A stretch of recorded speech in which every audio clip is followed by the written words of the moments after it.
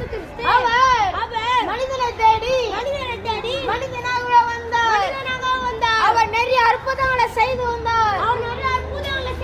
அவர் என்ன அற்புதம் என்றால்